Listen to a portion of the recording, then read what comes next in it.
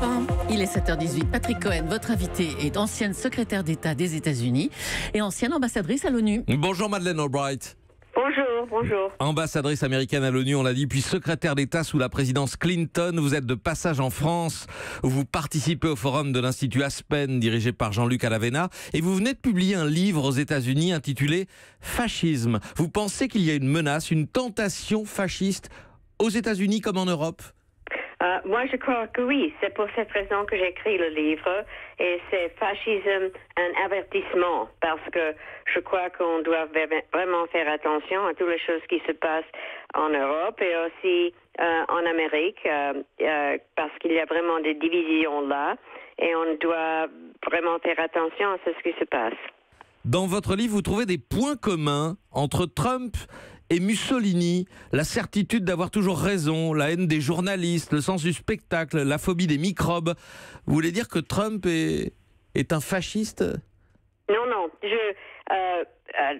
il n'est pas un fasciste, mais je crois qu'il y a des pas qui me font nerveux et les choses que vous avez décrites de Mussolini, c'est vrai, mais la chose qui manque vraiment, et je suis très heureuse que ça manque, c'est la violence. On n'a pas de la violence, mais je crois que président Trump est quelqu'un qui veut vraiment encore de faire les divisions encore plus pires et j'ai vraiment une question comment il respecte les institutions démocrates. Mais je dois dire une chose aussi comme une diplomate, c'est pas protocole de parler mal de son président quand on n'est pas dans son pays. Mais je veux faire cet avertissement, pas seulement en Amérique, mais aussi en Europe et aussi comme on a vu maintenant en Turquie avec les élections là, et en Philippines et Venezuela.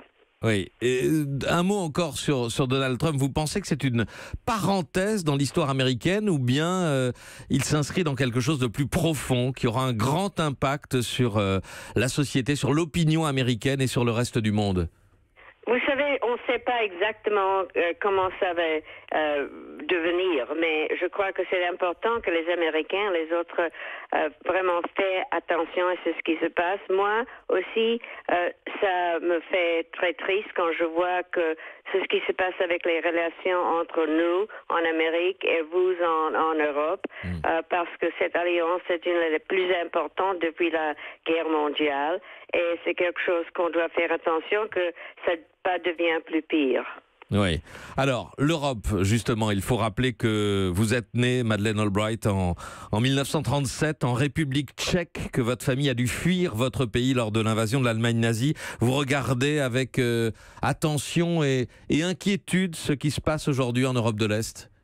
Oui, et c'est aussi une chose que je parle dans le livre, c'est ce qui se passe en Hongrie et aussi en Pologne et un peu en la République tchèque maintenant parce que il y a des gens là qui aussi pensent qu'ils savent tout, ils ont ces divisions entre un groupe national et les autres.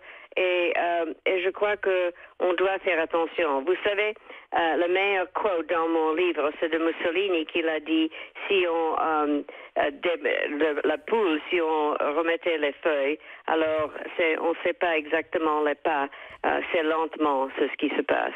Plumer le poulet plume par plume, et personne ne le remarquera. Vous pensez qu'on est en train de plumer le poulet en ce moment et le poulet en quelque sorte démocratique, de la tradition démocratique européenne. C'est cela que vous voulez dire? C'est ça, et aussi c'est ce que me fait vraiment nerveuse. Et il n'y a pas vraiment un respect pour les institutions démocratiques, pour ce que le presse doit faire, et vraiment le système judiciaire dans tous les pays.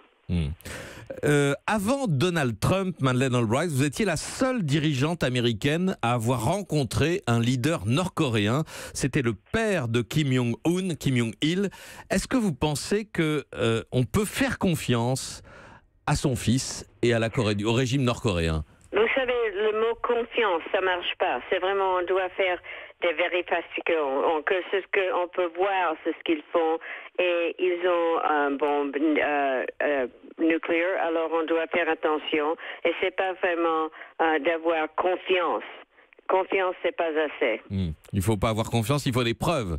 Les preuves, oui. Il faut des preuves. Merci beaucoup Madeleine Albright, ancienne secrétaire d'État des États-Unis, d'avoir été en ligne avec nous ce matin. Et je rappelle que vous participez à Versailles aujourd'hui au forum de l'Institut Aspen. Merci à vous.